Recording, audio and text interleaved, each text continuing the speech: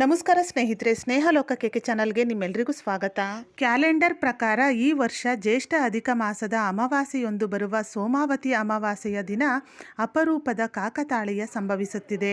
ಹಾಗಾದರೆ ಈ ವರ್ಷ ಜ್ಯೇಷ್ಠ ಅಧಿಕ ಮಾಸದಲ್ಲಿ ಬರುವ ಅಮಾವಾಸ್ಯೆ ಯಾವ ದಿನ ಬಂದಿದೆ, ಅಮಾವಾಸ್ಯೆ ತಿಥಿ ಯಾವಾಗ ಪ್ರಾರಂಭವಾಗುತ್ತದೆ, ಯಾವಾಗ ಅಂತ್ಯವಾಗುತ್ತದೆ, ಪೂಜೆಗೆ ಶುಭ ಸಮಯ ಏನು, ಈ ದಿನ ಯಾವ ಕೆಲಸಗಳನ್ನು ಕೈಗೊಳ್ಳಬೇಕು, ಶುಭ ಮುಹೂರ್ತಗಳು ಯಾವುವು, ಈ ಎಲ್ಲ ಮಾಹಿತಿಯನ್ನು ಇವತ್ತಿನ ಈ ವಿಡಿಯೋದಲ್ಲಿ ತಿಳಿಯೋಣ ಸ್ನೇಹಿತರೆ.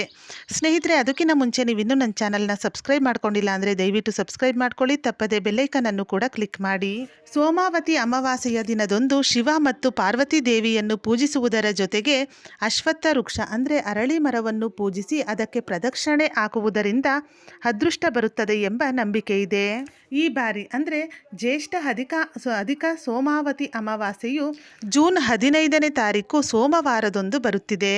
ಇನ್ನು ಅಮಾವಾಸ್ಯೆ ತಿಥಿ ಪ್ರಾರಂಭ ಮತ್ತು ಅಂತ್ಯವನ್ನು ನೋಡುವುದಾದರೆ ಅಮಾವಾಸ್ಯೆ ತಿಥಿ ಪ್ರಾರಂಭವಾಗುವುದು ಜೂನ್ 14ನೇ ತಾರೀಕು ಮಧ್ಯಾಹ್ನ 12:19 ಪ್ರಾರಂಭವಾಗಿ ಅಮಾವಾಸ್ಯೆ ತಿಥಿ ಮುಕ್ತಾಯವಾಗುವುದು ಜೂನ್ 15ನೇ ತಾರೀಕು ಬೆಳಿಗ್ಗೆ 8:23.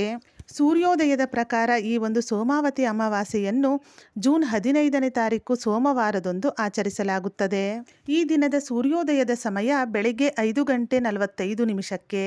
ಈ ದಿನ ಸೂರ್ಯಾಸ್ತದ ಸಮಯ ಸಂಜೆ 7:09.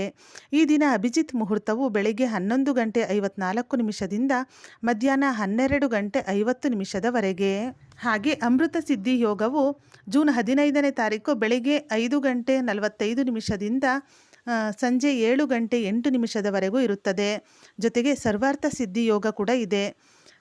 ಈ ಸಮಯವು ಅಂದರೆ ಸರ್ವಾರ್ಥ ಸಿದ್ಧಿ ಯೋಗವು ಬೆಳಿಗ್ಗೆ 5:45 ಸಂಜೆ 7:08 ಇರುತ್ತದೆ. ಅಂದರೆ ಅಮೃತ ಸಿದ್ಧಿ ಮತ್ತು ಸರ್ವಾರ್ಥ ಸಿದ್ಧಿ ಎರಡು ಯೋಗವು ಕೂಡ ಸಂಭವಿಸಲಿದೆ. ಹಾಗೆ ಈ ದಿನದ ರಾಹುಕಾಲವು ಬೆಳಿಗ್ಗೆ 7:25 9:06 ಇರುತ್ತದೆ.